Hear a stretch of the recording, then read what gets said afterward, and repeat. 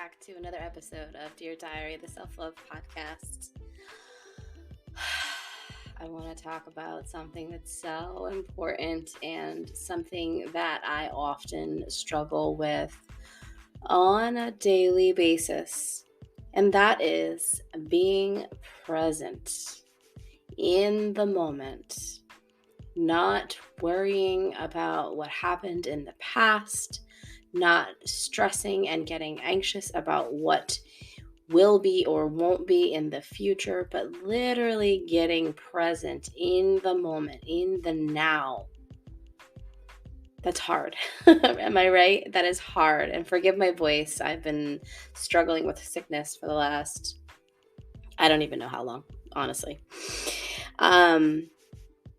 So this is going to be a shorty but goody episode today because I think it's one of the most important things, and I think it's something that a lot of people struggle with. I know a lot of clients come to me struggling with it. I know I sit with it and have to continue to remind myself over and over and over again, sometimes on a daily basis, to like, okay, are you stressing? Are you anxious? Like, no, let's get back to the present. Because here's the thing. Your presence is the medicine. Your presence is the medicine. It is the thing that's going to keep you grounded, keep you centered, keep you focused. Your presence is what's going to keep you coming back into yourself every time. Because here's the thing, when we're stressing about the future, we're in our heads. We're not being present. We're thinking about things that haven't happened yet. Worrying and stressing about things that could be, or maybe that we want them to, and we're not sure if we'll get there or how we'll get there, and will it happen soon, and is it going to take 1 year or 5 years, and who's going to be there at the end, and when are we going to get to the end, and all of the things, right? And the same goes for the past. Why did I do that? Why was it like that? Why has it been like that? Why have I struggled with this thing so hard? Why do I keep getting in my way? Why? Like, you're in your head, right? So instead of worrying about the past and the future, what would happen if you got present right now in this moment? Just check in with yourself right now as you're listening to this podcast. Like, what's alive inside of you right now? Get present. Take a deep breath. For me, I've been struggling with sickness, having my son home. He's been sick all week. My partner has been off of work for the last 2 weeks on vacation. And whenever he's home, the whole dynamic of the house gets thrown off because typically he's not around very much. He works nights. And it's just like, oh my God, I just want routine back. I just want to be able to come into my office and work and not be interrupted and create and have a full self-care routine that doesn't get interrupted. And I'm tired of blowing my snot into tissues, and I'm tired of disinfecting the house, and I'm just like, But when I get present, which is what I did just before I came here to record this episode, like, what can I do? My body's craving something. What is it craving? It's craving being creative. I'm not creating anything from feeling sorry for me, blowing my nose on the couch. And granted, that sometimes needs to be done, right? I have a splitting headache right now, but I also really just wanted to use my voice and to create something. And for me, that's a podcast episode. For you, it might look like something completely different, but like, what is alive inside of you right now in this very moment? Forget about the past, forget about the future, get out of your head, tap back into your body. Do you notice a theme here on a lot of these episodes? I'm like, get out of your head, get into your body. It's easier said than done. I know this, but your presence is the medicine. That is when you get present, that is where and when you'll find the answers that you're looking for. Right? You can get out of your head and just be present with the here and the now. This goes for like cooking dinner, right? When you're cooking dinner, and you're all over the kitchen, and you've got your phone in one hand and you're listening to music in the other, and you're trying to clean the kitchen as you're cooking, and you're occupying your kids, and you're talking to your husband, and maybe you're on the phone and you're thinking about this and you're stressed about your day, and you're like all over the place, right? Like, what happens? Our dinners are suffering, right? Like, we burn the toast, we burn whatever it is, you know what I mean? Like, we're just not present with what we're doing there in the moment. You ever cook a dinner like that, and then by the time you sit down at the dinner table, like, nobody wants to eat your food, and you're like frustrated, and you're like, forget it, and you pour a glass of wine? Have you ever had a dinner like that? Because you're not present in the moment, right? Like, you're not putting thought, you're not being mindful about what you're doing in that current moment. You're stressed, and you're spreading yourself thin in 1,000 different ways, other than the thing that you should be focused on and prioritized on right then and there, right? It's like putting love into your food, seasoning as you go, tasting and stirring and making sure that the flavors are just right. And like, you're not doing that when you got your phone in one hand and you're screaming at your kids, in the next breath. So it's like, that's just a small example. Same thing with being present with your children or your family if you don't have children, right? Like, just your loved ones in general, if you're not a mom, getting present with them. Not having your phone in one hand, not being stressed about all of the things that you need to do after your interaction with them is done, right? Like, for bedtime, for me, for example, a lot of the times I would get super, super stressed out during bedtime because it seemed like our bedtime routine was so long. It's like, oh my gosh, dinner, and then we watch a movie or something, and then we play a game to like spend his energy for the remainder of the day if he hadn't spent it enough throughout the day. And then there's bath time, and then there's story time and teeth brushing time, and then we do breath work and like a little meditation, and then we talk about the best part of our day and the worst part of our day and what we're grateful for. And it's like, oh my gosh, this is like a 5-hour process. And I used to get stressed about it. And I'm kidding, it's not 5 hours, but it's like 3 or 4. And I used to get so stressed, like, oh my God, this takes up so much of my time. I just want to go to bed, or I just want to come back in my office and work. And why does it have to take so long? And I used to get so like just overwhelmed by it. And it's because I was stressing all of the things that I wanted to be doing instead. And that gave me a lot of mom guilt. Like, really, you don't want to be with your kid right now? Like, no, I did. But I also had all of these other things on my to-do list that I wanted to get done. And I knew as the time ticked and as the evening expired, I was getting more and more tired. And I knew that those things weren't going to get done. Right? Stressing about what happened that day, right? Like, worrying about how I showed up and what I did and was it enough, and did I show up for my business enough? Did I show up for my family enough? My house is a disaster, but why? I just cleaned it yesterday. Like, not being present with the bedtime process.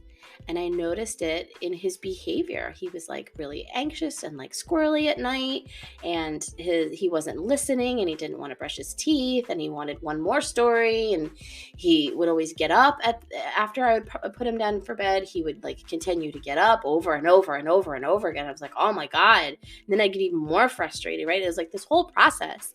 And I know this is a lengthy share, but my point to this is, when I stopped and I got present in that moment, right, for that bedtime routine, however long it is, right? I set it to be that long. It doesn't need to be that long for you, and it doesn't need to be that long for me, but it works for us.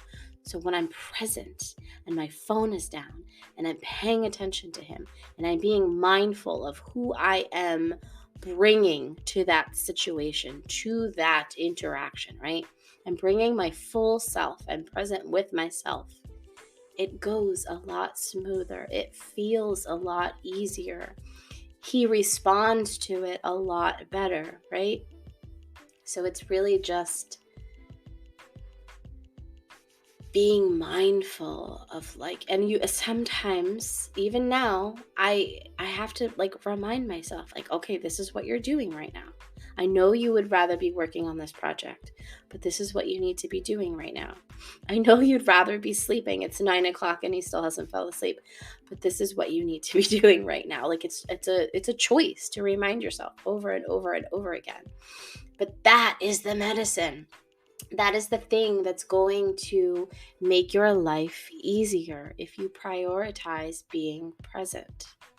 Same thing with meditation. Let's use another example. These are just examples that I have in my life. You can apply it to anything in your life.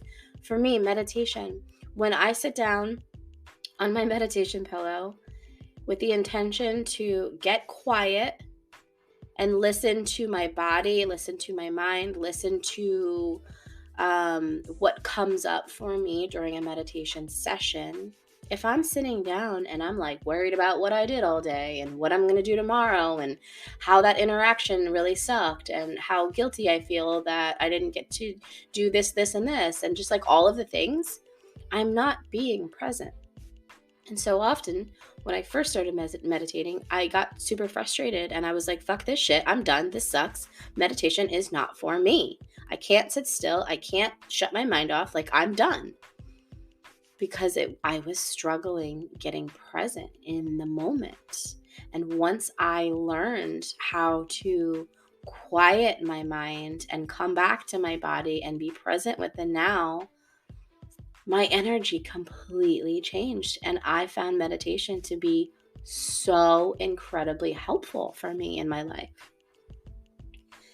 You can use this example as even spending time with your partner, right? Like if you're just choosing to have a date night with your partner, be present with them. That's going to give you the best experience. It's going to give you the best communication. You guys are going to bond much more than if you had your phones in your hand, or if you were worried about something that happened, yesterday, or something that might happen tomorrow. Present. Bring yourself back to the present. I talk about this a lot with my clients. Whenever I see them, I'll notice it too. Like when we have a virtual session, because that's all I do. When we have a virtual session, I'll look at them and I can see it in their faces, right? They stop making eye contact with the screen. They start like their eyes kind of drift off into la la land. They start getting fidgety. They start getting in their head, and I can tell they're getting in their head because they're like overthinking about how they formulate a sentence or the words that they're using. I even do this. My coach even pointed out, like, I know when you're getting in your head too, right? And it's like, come back to the present moment. Take a breath, right? Like have that be like the record that skips. Like take a breath, skip that record. Like, okay, good. Now we come back to center. We're here. We're present. We're in this moment. It is so, so, so important. And I challenge you to, now that you've listened to this and you are aware of like, oh, maybe you haven't even thought about that. Like maybe you thought, oh, well, I am being present. I'm here. But are you fully here, right?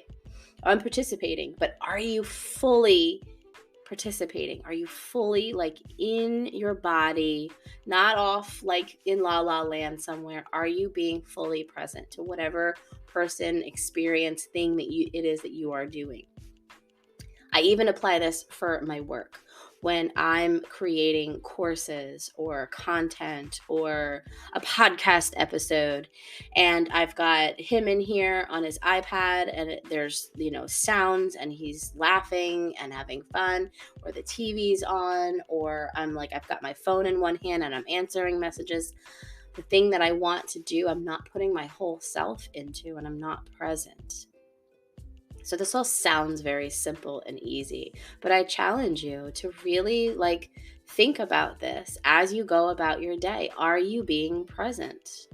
Or are you finding yourself mind autopilot, stressing and anxious? And if you are one that suffers from anxiety, really ask yourself, when I am at my most anxious state, am I being fully present with the now? I guarantee you your answer is no, I'm not. I'm worried about something. I'm stressing about something that previously happened, or I want to happen, or am afraid will happen, right? Especially if you suffer from anxiety. I challenge you, get present and choose that over and over and over again. And when you feel yourself start to slip into, that anxious state, come back. It's a choice. You can always come back. There's no failure of this. There's no right or wrong.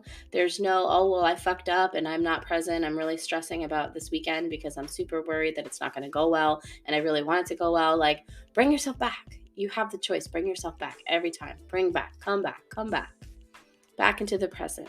The present is your medicine. So I hope this episode was helpful. I'm literally struggling to breathe right now, so I'm going to leave it at that. I hope that you find value from this, and I hope that you can use this as a reminder to get back present, come back into your body, take a deep breath, and just be with the here and the now. I love you guys, and I will see you on the next episode.